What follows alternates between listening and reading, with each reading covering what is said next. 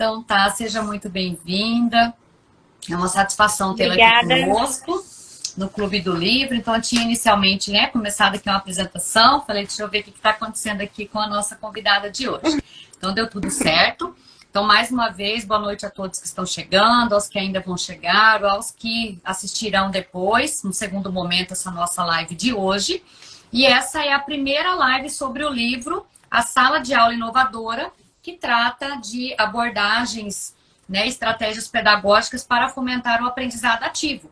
Então, se você ainda não é membro do Clube do Livro, sobre metodologias ativas, venha fazer parte. Você que já faz parte, nós pedimos que você divulgue entre os professores ou entre os seus alunos. De repente são alunos interessados em tornar-se aí professor ou interessados pelo ensino, que não necessariamente precisa ser em sala de aula. Nós temos vários colegas da área da saúde que trabalham nos seus campos de prática o ensino também como uma dessas atividades, ensino de formação, educação permanente e saúde, dentre outras estratégias de formação, porque todos os profissionais estão nesse campo de formação, né, Elis? Sim. E aí, uma das temáticas que nós temos dentre as estratégias que foram escolhidas para essa primeira parte, estratégia 12. A estratégia 12, ela abordou uma estratégia direcionada para a gamificação, e hoje nós trazemos então aqui a nossa convidada, a professora Elis, que ela é bióloga, é professora, e a Elis acabou de publicar um livro chamado Gamificação Investigativa no Ensino de Biologia, e ela traz toda essa abordagem sobre a proposta, a inserção da gamificação dentro dos nossos processos de ensino como uma metodologia ativa também. Seja muito bem-vinda, Elis. E aí eu aguardo agora você falar um pouquinho, sobre essa questão do alcance e o poder dos jogos, como que isso acontece aí na nossa prática docente. Sim. Obrigada, Fabiana. Boa noite a todos. Estou honrada pelo convite, por estar aqui, no Clube do Livro, participando dessa discussão. Espero poder colaborar e trazer um pouco de informação, na verdade, divulgar o que é gamificação, porque muitas pessoas, quando fala de gamificação, pensa que é usar um jogo ou então transformar, colocar os alunos para fazer um jogo. E, na verdade, a gamificação tem uma outra roupagem, um outro sentido. Essa metodologia, a gamificação, ela era mais utilizada na área empresarial, nas empresas, e aí buscava utilizar os elementos de jogos para poder motivar os funcionários a trabalharem, a alcançarem metas e alguns objetivos. E a partir de 2012, uma autora chamada Gemma Cogno, eu tenho o livro dela aqui comigo de ladinho, deixa eu compartilhar um pouquinho aqui com vocês. Ela vai lançar esse livro em 2012, que é a realidade em jogo. E na realidade em jogo, ela vai trazer toda uma discussão sobre o alcance que os jogos têm, como que eles podem ser usados para mudar o mundo. E ela é bem ousada mesmo, ela fala que utilizando elementos de jogos a gente consegue mudar o mundo. E pensando nisso, ela apresenta toda uma abordagem, a parte da psicologia, como que os jogos vão atuar para motivar as pessoas, a parte das emoções de cada pessoa, as emoções intrínsecas e extrínsecas que as pessoas possuem, e como isso é ativado durante um jogo. No quesito jogos, eu acho que todo mundo já participou de algum jogo e muitos ainda jogam até hoje. Aí, não só os jogos digitais, mas o futebol é um jogo, o xadrez é um jogo, e dama, dominó, brincadeiras que fazem parte da nossa infância e que continuam ao longo da vida. Muitas vezes a gente pensa que o jogador é só aquela pessoa que fica Videogame, no videogame, no computador. E os jogos estão mais presentes na nossa vida do que a gente imagina. Essa questão de tradição também, os pais ensinam aos filhos alguns jogos que utilizavam. Então, os jogos, eles têm esse aspecto, de cultura envolvido. agora, né, nos últimos anos, com o maior avanço da tecnologia, nós temos como que eu posso dizer? É um boom de desenvolvimento de jogos no quesito digital.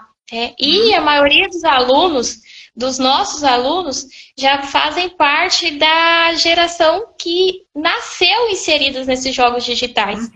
E quando a gente está lá dando aquela aula tradicional, porque eu sou professora aqui, eu iniciei já falando, né? Mas a Fabiana me apresentou.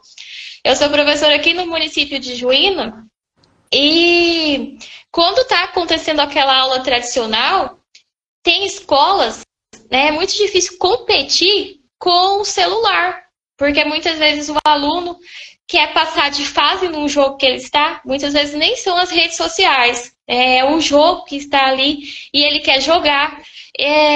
Ele deixa de ir para o intervalo, de socializar pessoalmente para jogar. Então, se torna um desafio, né? Porque você passa a competir com algo que está oferecendo para o aluno algo para ele fazer. Ele está vendo um sentido naquilo que ele está fazendo no jogo. Ele está derrotando o vilão, ele está conquistando o território, ele está gastando as energias dele, o raciocínio dele, para poder conquistar algo. Ele está vendo um sentido naquilo que ele está fazendo. E você lá na frente só expondo conteúdos. Então, a gamificação voltada para o ensino busca trazer os elementos dos jogos, né? O que engaja tanto esses estudantes, o que engaja tanto as pessoas a jogarem, aplicados no contexto da sala de aula, né? No quesito gamificação para a educação, né? Que aí vai usar os elementos em sala de aula. Porque, como eu disse, a gamificação ela é usada em outros setores da nossa vida também, né? No início começou lá com as empresas para motivar funcionários. Mas nós temos aplicativos, por exemplo, o Mercado Livre, que conforme você vai fazendo compras online, você vai ganhando pontos, esses pontos se transformam em benefícios, você consegue frete grátis, consegue desconto em produtos. Então, né, várias empresas, várias marcas até famosas estão investindo em gamificação para poder alcançar objetivos. Tem um exemplo de uma cidade que fica nos Estados Unidos. Aqui do livro da Jane, que ela coloca essa cidade, que eles resolveram um problema de trânsito usando gamificação. Era uma avenida que as pessoas tinham costume de passar em alta velocidade. E aí, eles colocam, né, o sistema gamificado, onde os radares marcavam quem passava na velocidade ideal, na que era permitida. E essas pessoas participavam depois de um sorteio e podiam ganhar o dinheiro das pessoas que passavam em alta velocidade. Então, quem passava em alta velocidade pagava a multa.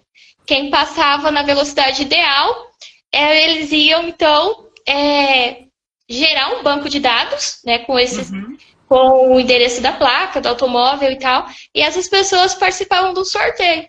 Então, eles conseguiram mudar o trânsito de uma cidade, todo mundo queria passar devagar, para não ter que pagar a multa, e ainda participar de um benefício. E conseguir o benefício do sorteio. Tem marcas, o açaí, né? Pensando em questão de cidade mais local. O açaí que a gente compra e aí ganha o cartão fidelidade, você tem que comprar 15 para ganhar um de graça. Então, eles acabam te incentivando a manter frequência naquele local, né? E para conseguir esse bônus. Então, são elementos de jogos, né? Esses pontos, esse distintivo lá no Mercado Livre de você ter feito tantas compras, para incentivar você a continuar fazendo mais, né? Então, eles estão usando os elementos de jogos para conseguir atingir objetivos. Como o exemplo da cidade, que conseguiu o objetivo de mudar o trânsito dela. Então, a autora, né, quando ela propõe que os jogos podem mudar o mundo, ela coloca que, jogando em massa, né, as pessoas podem, por exemplo, resolver problemas de crise ambiental, entre outras situações, prevenção de doenças, utilizando os elementos de jogos. Ai, que mas, enfim, Enfim, né?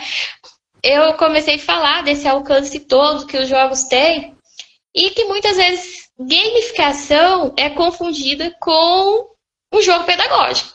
É quando eu vou expor a minha ideia da minha pesquisa ou vou apresentar algum mini curso, as pessoas chegam e perguntam: a gente vai fazer um jogo?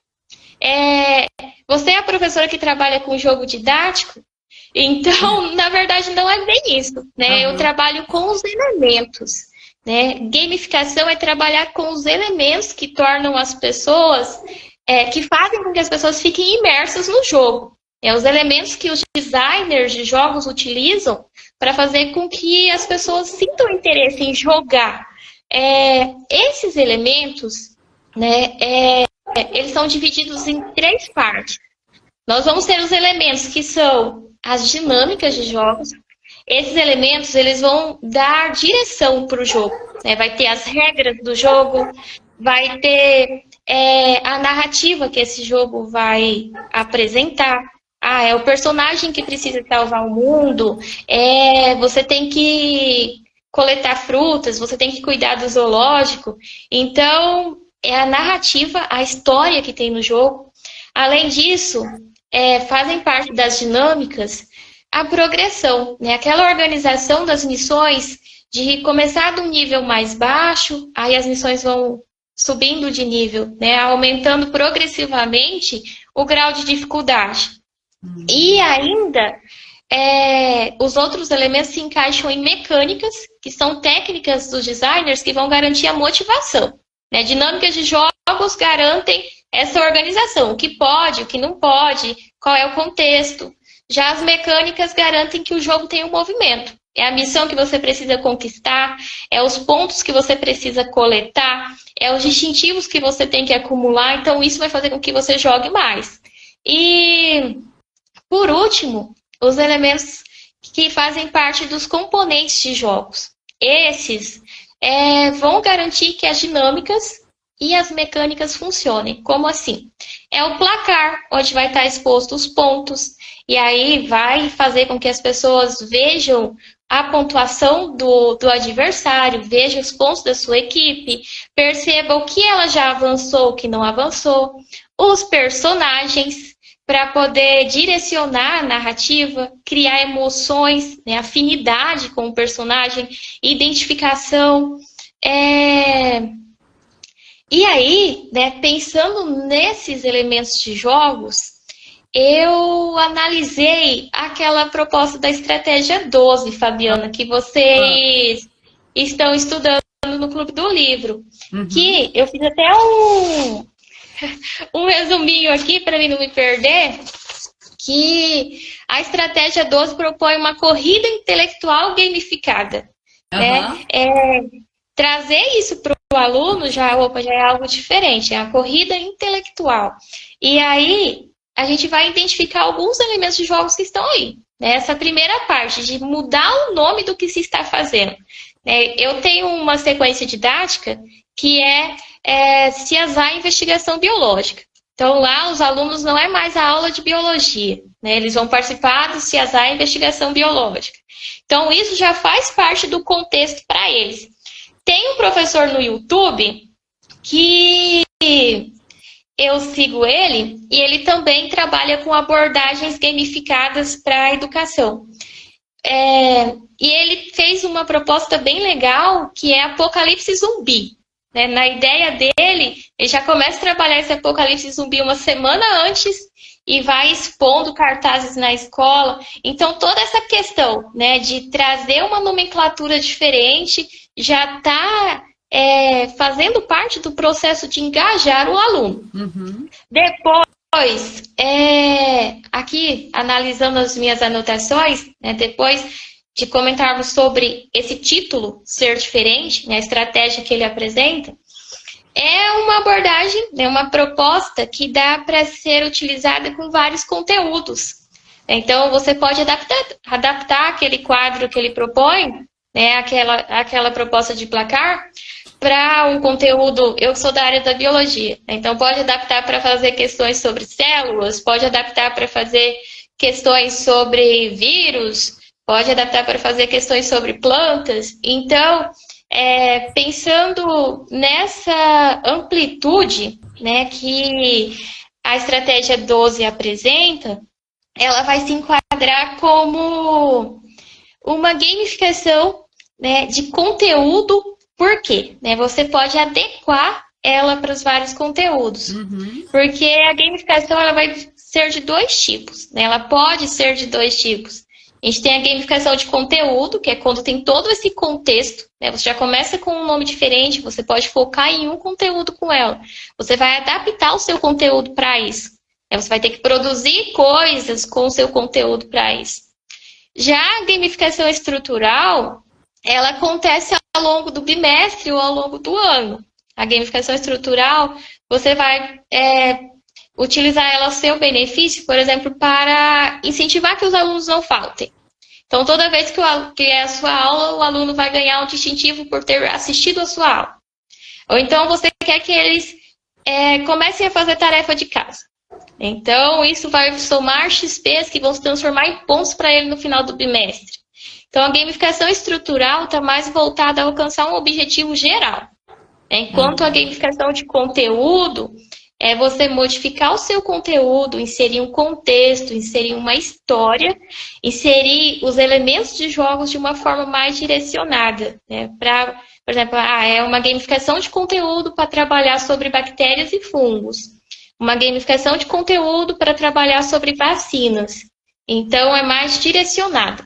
Aí ela teria um objetivo de aprendizagem e ela vai do início até concluir o objetivo em que aquele conteúdo, aquele tema tenha finalizado a discussão daquele assunto. Seria assim, isso. Né? Enquanto a estrutural, você vai premiando ações, incentivando ações no decorrer de um bimestre inteiro, não focado em apenas um conteúdo. Okay. Continuando ainda na estratégia 12, nós temos a questão da incerteza, que é um dos elementos de jogos. Está presente quando o autor propõe que seja apresentado as perguntas aos alunos. Né? Os alunos não vão pegar a pergunta e ler, é o professor que apresenta qual pergunta vai ser para a equipe, que são propostas para acontecer a divisão. Então, né, esse elemento de incerteza. O aluno não sabe se vai vir uma questão difícil, se vai vir uma afirmativa difícil, uma afirmativa fácil. Quando classifica as afirmativas também, né, sugere que as afirmativas sejam de níveis ou etapas, começando com fáceis, médias ou difíceis. Né? Então, está dividindo o conteúdo, a proposta, né, em níveis, igual lá nos jogos acontece. Que começa, né, com um grau de dificuldade, depois as fases, vai aumentando. Né? Vai avançando, igual fases de jogos.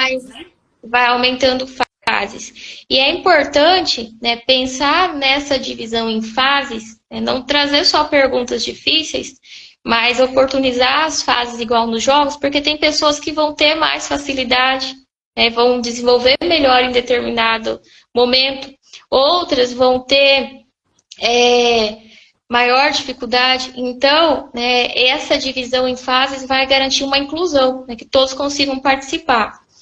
Nessa questão de como as pessoas, né, se comportam e interagem com os jogos, né, pensando em jogos, a gente tem que as pessoas vão se comportar, na verdade são comportamentos, em 4 maneiras. A gente tem pessoas que se comportam como caçadoras quando estão jogando. E os alunos é a mesma forma. Né? Qual que é o perfil caçador, então? O perfil caçador quer vencer. Ele quer vencer e para ele é importante que a outra equipe perca. Isso nos jogos tanto online, físicos, ou então na gamificação sendo utilizada na sala de aula. O segundo perfil é o perfil dos exploradores. As pessoas que têm esse perfil de explorador, elas querem conhecer como o jogo funciona. E se eu deixar de responder uma questão, se eu não cumprir uma missão, o que vai acontecer? Fulano entregou primeiro que eu, ele vai ter mais pontos que que a minha equipe, ou a gente vai ter a mesma quantidade de pontos, o explorador quer conhecer, né? Ele não importa se ele está ganhando, ele quer entender como funciona as regras do jogo. As pessoas com outro perfil, a gente chama de socializadoras. Nesse perfil, nós vamos ter as pessoas que não estão ligando se vão ganhar, se vão perder, elas querem diversão.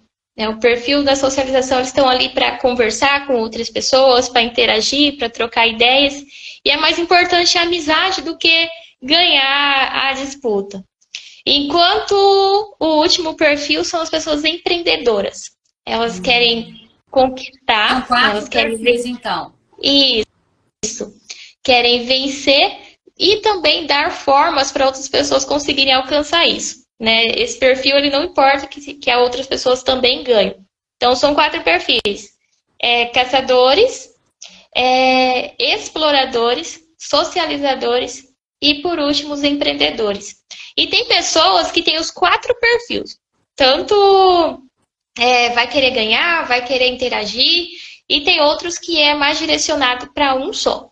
Então, quando a gente vai utilizar a gamificação na sala, na sala de aula, é importante ter isso em mente. Né? Eu não posso levar só missões onde todo mundo ganha. Tem que ter uma missão onde todos que cumprirem vão ganhar o distintivo. Para poder ir motivando também essas pessoas que não são só o espírito caçador, né? O espírito socializador, porque senão esses vão ficar sempre perdendo, né? Destaque só para os caçadores. E tem momentos também que um vai ganhar e o outro não vai ganhar. É importante numa atividade gamificada. Continuando lá no nosso... essa questão, assim, só um minutinho, a questão do perfil, né? Você falando da importância, eu fiquei imaginando a questão do docente tendo que gerenciar conflitos entre esses perfis quando você olha para uma sala de aula. Isso é muito comum que haja algum tipo de conflito em relação a quem está? Como que o professor tem que mediar isso? Sim, no final do ano passado, eu apliquei uma sequência didática gamificada voltada à tradução do RNA. E aí, tinha uma missão que que os alunos precisavam entregar um mapa mental em menor tempo. Então, os alunos ficaram assim, muito empolgados e eles começaram meio que... um time, né, inventou que já tinha entregado para enganar os outros, para eles não quererem mais entregar. Então, tem muito disso, né, de querer dar meio que uma trapaceada, de buscar deixar a outra equipe, né, para trás. E nós, enquanto professores, né, ficamos nessa parte, é muito gostoso, pelo menos eu, é gostoso de ver eles motivados para fazer tarefa, porque quando eu dou a aula na forma tradicional, eu não dou aula toda vez gamificada. Eu não consigo, eu não tenho tempo para montar sequências didáticas todas as vezes assim. Mas, de vez em quando, né, algum bimestre fazer diferente, é importante porque o aluno vai... É um trabalho que você fez, o aluno percebe isso também, essa dedicação, né, para montar uma sequência didática gamificada. E a gente tem que ficar bem atento nessa parte de gerenciar conflitos, na parte de preenchimento de placar, né, porque um dos elementos de jogos é o placar. Até a estratégia 12 apresenta isso, e um placar que coloca nomes diferentes, né, para identificar as equipes. Isso traz um pertencimento, né? A equipe vai se identificar com algo que ela vai estar executando. Deixa eu só abrir aqui o meu computador na estratégia 12 para ver os nomes que o autor usa lá no placar dele. Ele coloca Aristóteles, né? Se eu não me engano. Platão, Sócrates. Isso, nome de pensadores. Tem Aristóteles, Platão, Sócrates. Então, isso, né, o aluno escolheu um nome para identificar a equipe. Eu tenho uma proposta que o aluno constrói uma bandeira para identificar a equipe dele. Então, tudo isso vai trazendo pertencimento, né, para o estudante. Eu vou me dedicar a isso, é a minha equipe, eu estou fazendo algo que eu gosto, eu estou vendo sentido no que eu estou fazendo. Igual acontece nos jogos, né? Eles não estão jogando só por jogar, eles estão jogando para atingir um objetivo maior. E aí, quando a gente leva isso para a sala de aula, né, ali na estratégia 12, eles estão respondendo perguntas para uma corrida intelectual. Né? Não é só para responder, não é apenas para poder ter ali uma revisão do assunto ou uma atividade de fixação. Né? Vai ter um destaque. Tem a questão do nível social, né? O gráfico social, quem está primeiro, quem está em segundo, quem acertou mais, quem vai ser o vencedor. Então, tudo isso vai surtir um efeito na motivação do participante. Né? O participante vai ficar mais interessado em estar fazendo aquilo, porque ele vê um sentido claro. Né? Ele tá, na gamification chama isso de trabalho gratificante. O trabalho Tem uma pergunta aqui, só um minutinho, a professora fez uma pergunta que ela gostaria de saber o número de alunos para fazer a gamificação. Se isso depende, né, da estratégia escolhida, como que funciona? Responder a professora Cida. Tá, professora, depende. Eu trabalho com uma turma agora de 25 alunos, estou aplicando gamificação com essa turma. Iniciei uma abordagem essa semana até. E aí, quando a turma é grande, 25 alunos eu considero uma turma mediana, mas tem turmas maiores, com 30, com 31. Uma ideia é a divisão em grupos, né? Formar times, ou usar a linguagem de jogos, que é os squads que eles chamam. Né? Vai dividir, então, em grupos, e aí, dentro destes grupos, tentar ofertar atividades, tem que montar um quebra-cabeça para investigar. Então, envolver todos ali naquela atividade, porque senão, com uma turma muito grande mesmo, ou grupos muito grandes, pode correr o risco de alguém ficar sem ter o que fazer e acabar desmotivando. A ideia é eles estarem juntos ali fazendo as coisas. Né? Então, a divisão em grupo e atividades que todos consigam participar dentro dos grupos, para ninguém ficar esperando o outro fazer e aí acabar não acontecendo a motivação. Com turmas grandes, a divisão em grupos. Obrigada, professora. Então, né, lá da nossa estratégia 12, esse quadro, né, traz isso do pertencimento, do gráfico social, de expor a pontuação. Outra situação que eu anotei aqui é o passo 6 da segunda parte da estratégia 12, que vai falar sobre o feedback. Para cada acerto, o professor marca um X e ao término soma-se os pontos correspondentes. Então, né, isso de ofertar o feedback ao estudante. Você acertou, vamos marcar o X aqui na sua questão, né, e a pontuação que você vai receber. E aí, no final, faz essa somatória. Então, essa utilização desse elemento do feedback é diferente daquilo da gente fazer uma prova e depois, lá no final do bimestre, você traz o resultado da prova. O estudante já tem um feedback imediato, igual acontece nos jogos. Eles vão jogando, o XP já vai subindo, o distintivo já vai indo para o placar deles. Então, na gamificação, utilizar, né, e fazer uso desse elemento, do feedback imediato. Todas as equipes cumpriram a atividade, então bora pôr o ponto deles lá no placar. Isso de forma assim rápida, né? Porque os jogos são muito visuais. Eles estão fazendo, eles já estão recebendo o feedback, se acertou, se perdeu ponto, se ganhou ponto. Enquanto nós, professores, né, eu enquanto professora, às vezes, aplica a prova e lá no final do bimestre que o aluno vai conhecer a média dele. Então, isso é um dos elementos positivos para a gente estar utilizando.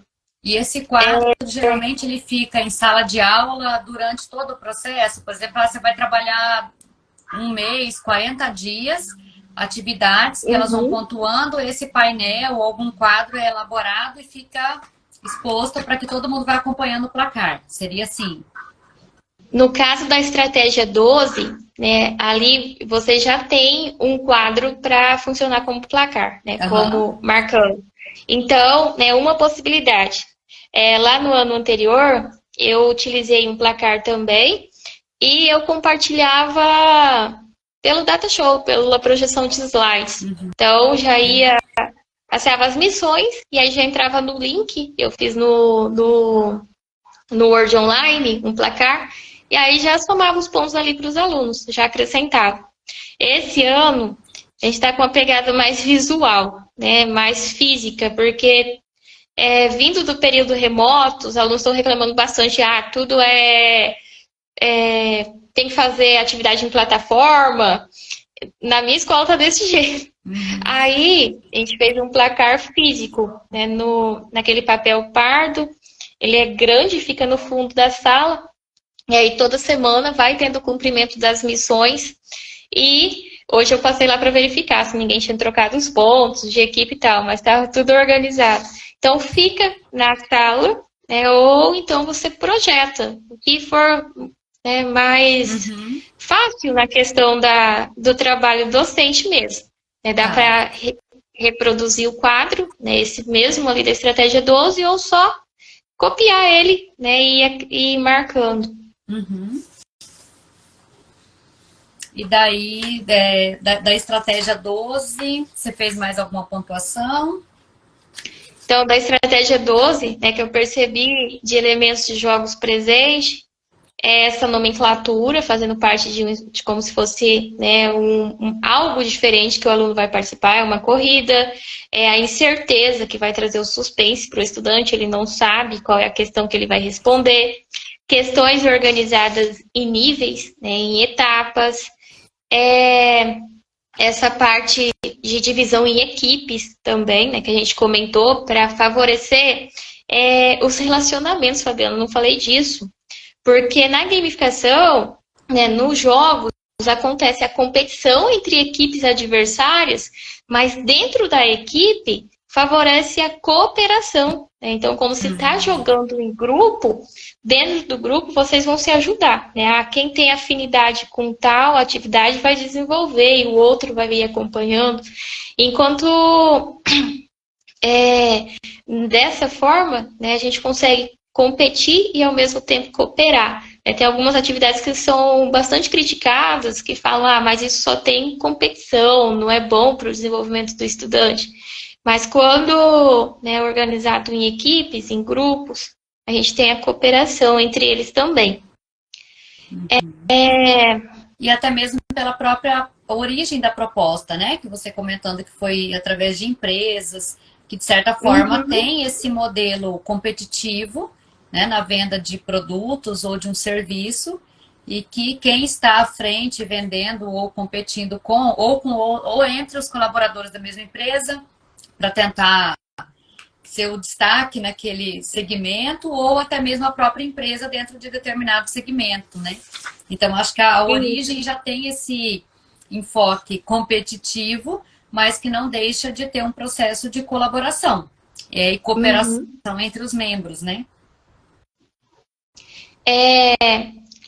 Aí, Fabiano, se alguém tiver alguma pergunta sobre a estratégia 12 que vocês leram, né, sobre algum outro elemento que conseguiram identificar de jogos, pode mandar, né, aqui. E eu gostaria de comentar um pouquinho da minha proposta gamificada, né, falar um pouquinho sobre a atividade trazer um exemplo, né, porque é muito fácil falar a gamificação funciona, a gamificação motiva, mas como a gente pode aplicar isso, né? O que é que tem que fazer? Um dos elementos que eu sempre utilizo, né, nas propostas é o storytelling, a narrativa.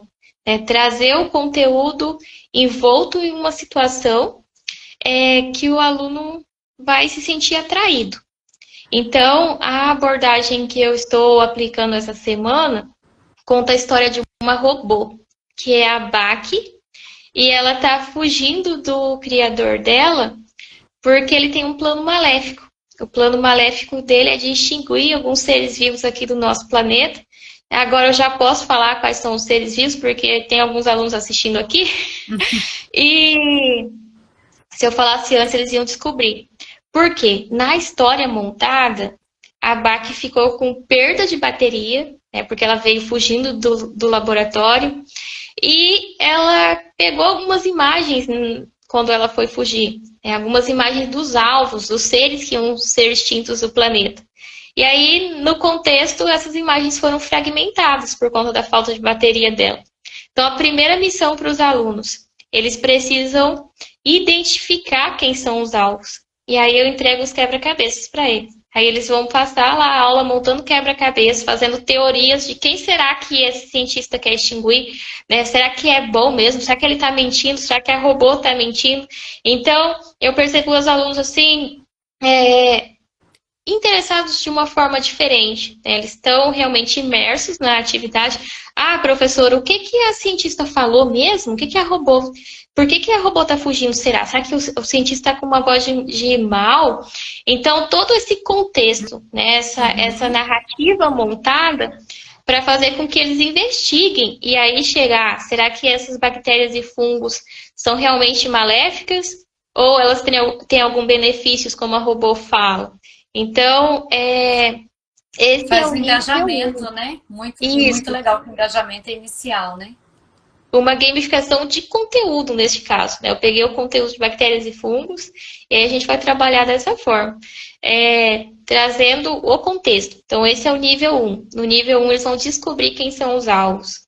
No nível 2, eles recebem outro vídeo da BAC, então eu não apresento mais, entende? Eu compartilho um vídeo para eles lá na TV da escola e eles vão ver a BAC falando de novo com eles, a Android, a robô.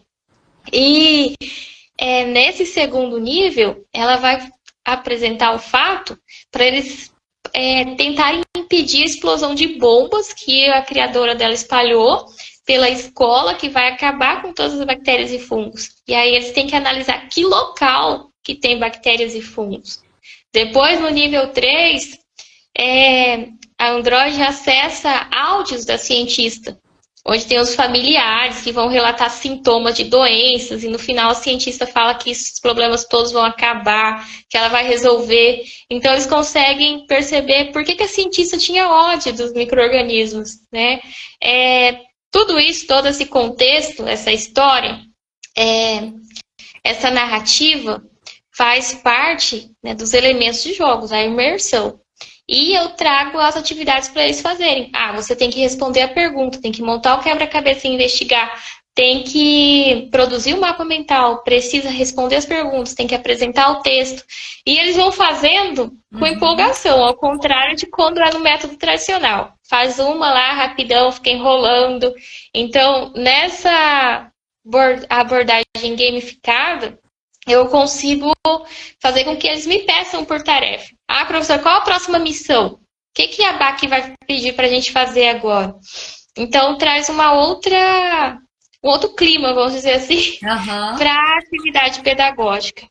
Essa proposta de sequência didática, né, que tem a BAC e a questão dos micro-organismos, a importância das bactérias e fungos, eu vou estar disponibilizando depois no e-book, né, que a gente vai comentar.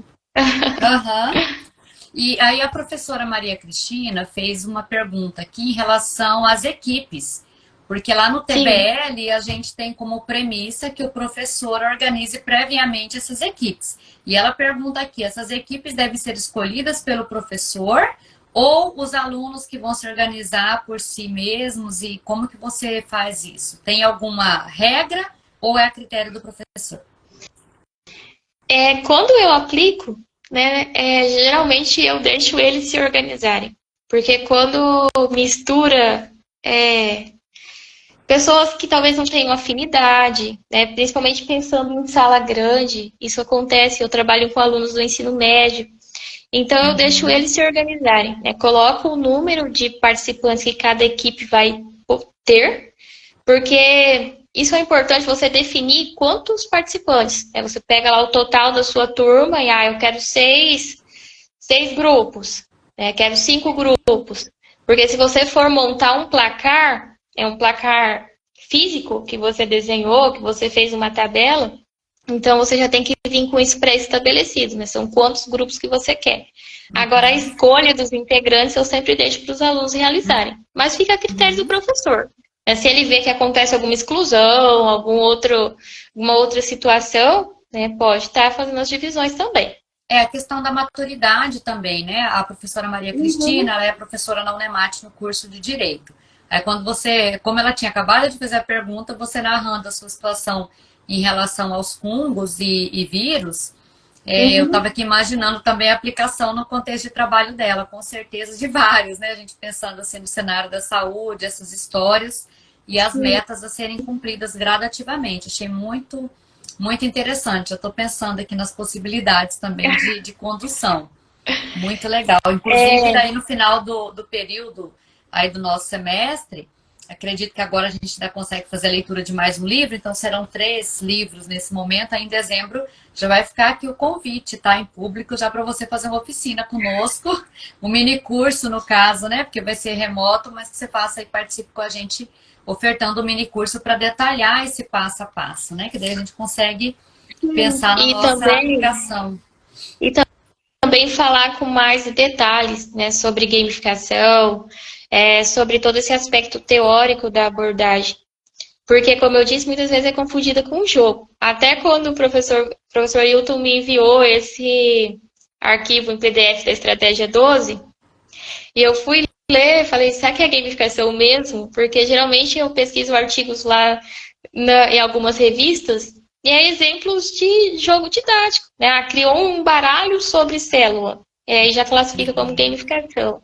E aí eu fiquei muito feliz. Nossa, essa parte eu comentei com ele. Realmente usaram gamificação do jeito que é gamificação. Né? Usar os elementos para... Aqui o objetivo é revisar um conteúdo, fazer uma atividade de fixação. Né? Não é só um jogo didático, onde você vai... Os jogos didáticos, né, trazem a aquisição de conhecimento. Mas são termos diferentes. O jogo didático é uma coisa, é uma abordagem diferente de só usar a gamificação. Né? A gamificação é usar os elementos de jogos. E aí, eu vi a Nilce, né, o comentário dela aqui, que a dificuldade é o tempo. Realmente, a Nilce.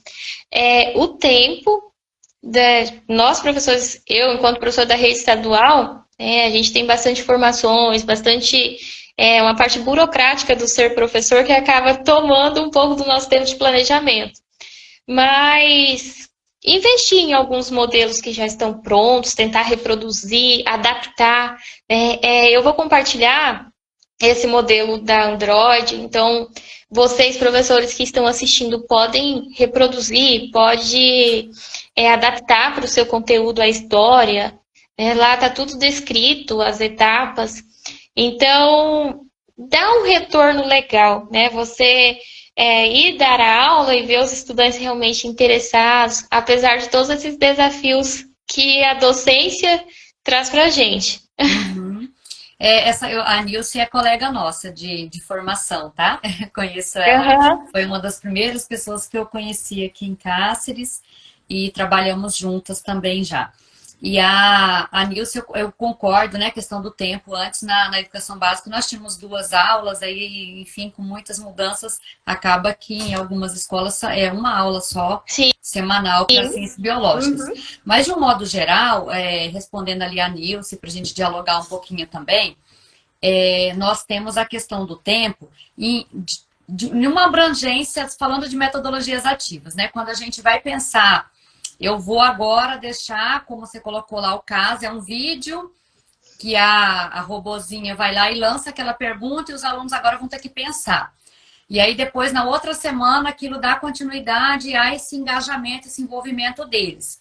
É que nós temos ainda, acho que principalmente da minha geração, na minha formação, a gente precisa romper muito com essa questão da necessidade do conteúdo. Quando eu pego uma ementa, quando eu pego uma lista de conteúdos, eu fico desesperada e penso assim, meu Deus, se eu deixar esse menino fazendo essa atividade gamificada ou qualquer outra estratégia de metodologias ativas, eu não vou dar o conteúdo e ele não vai aprender.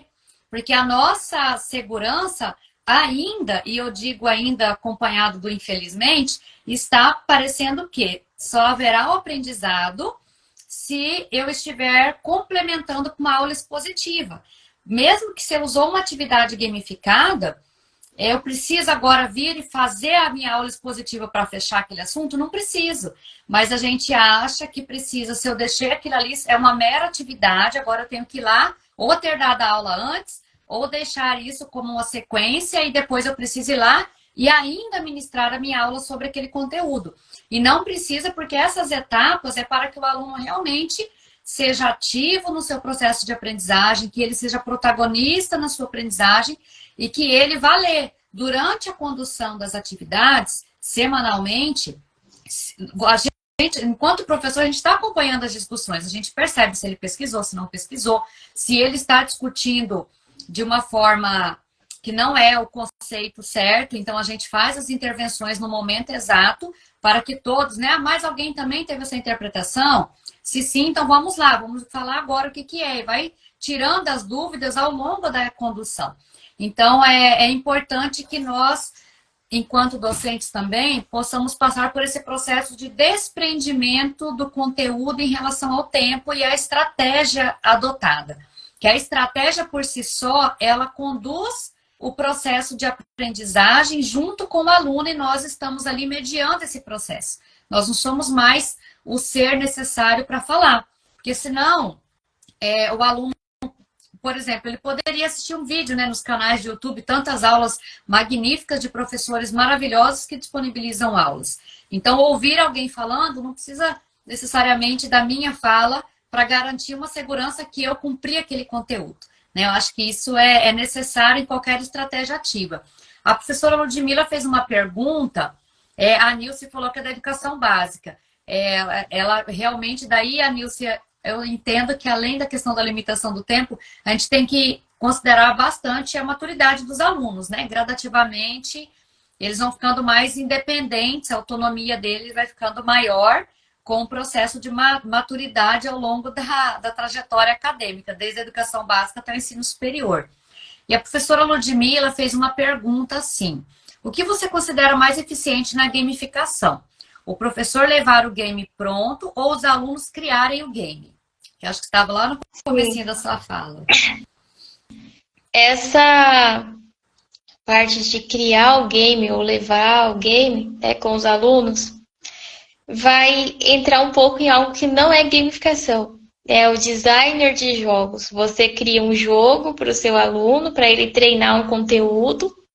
Aí, ok, você leva o seu jogo.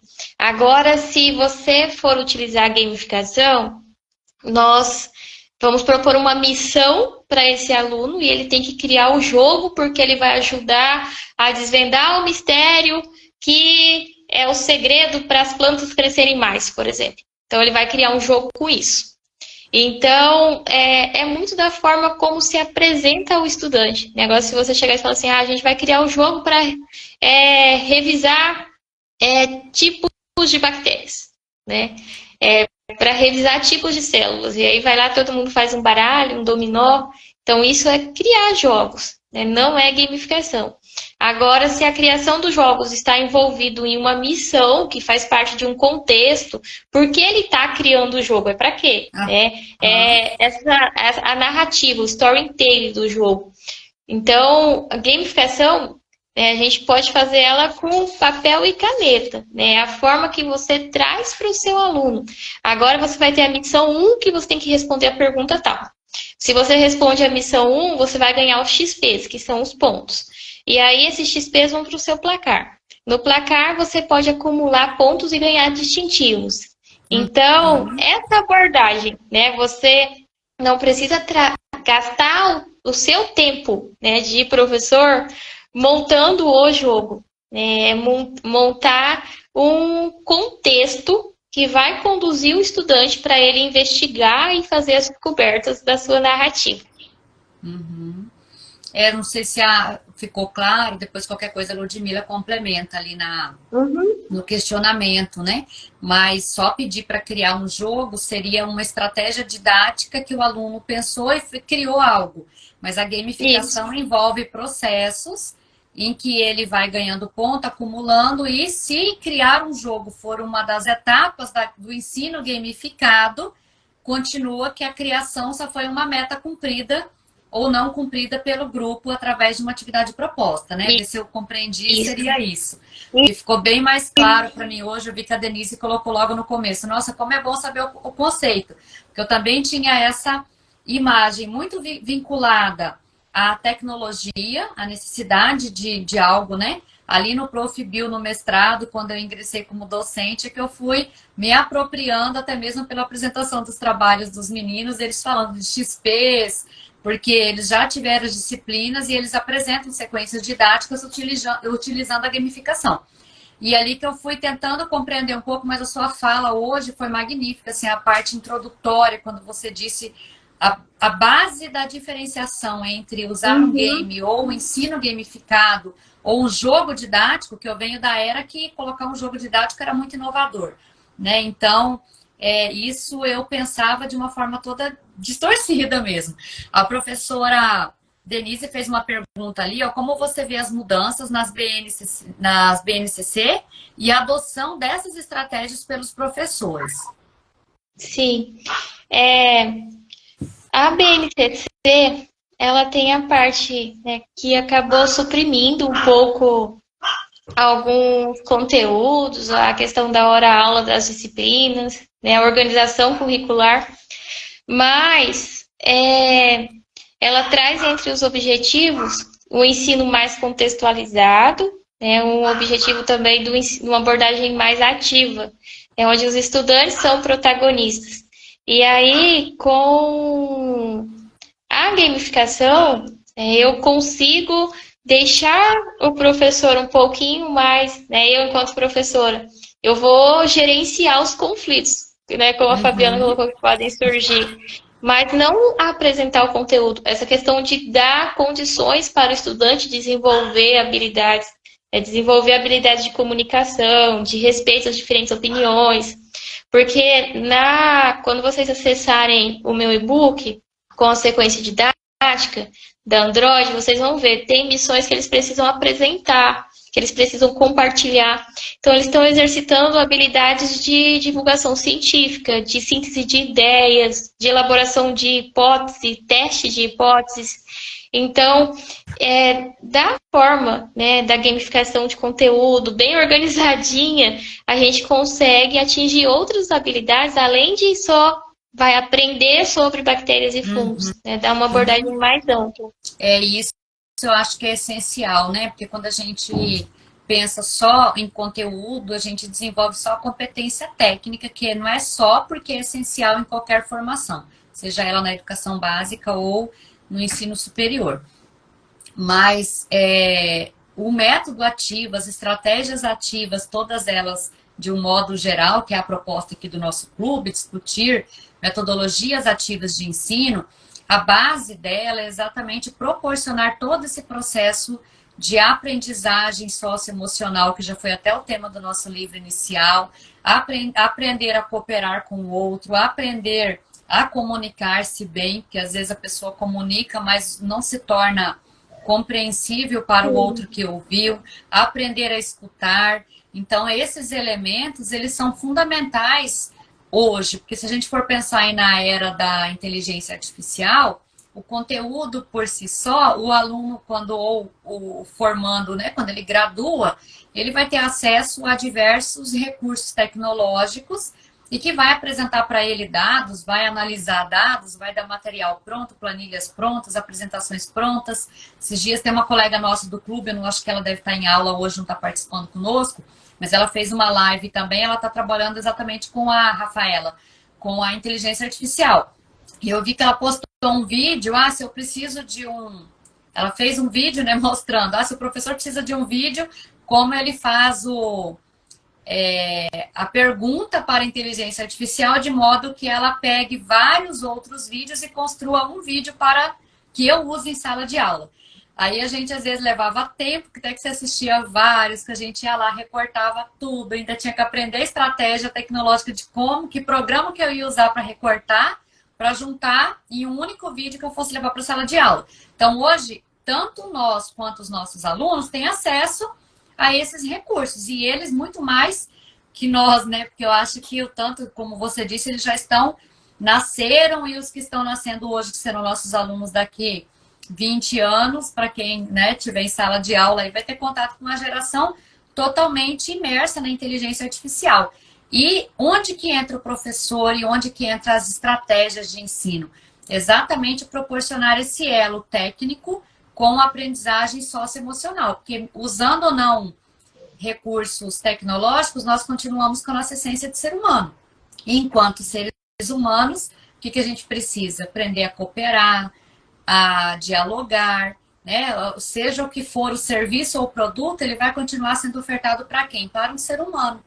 E esse ser humano vai precisar aprender a dialogar, aprender a entender o outro, a gerenciar os conflitos que surgem no dia a dia.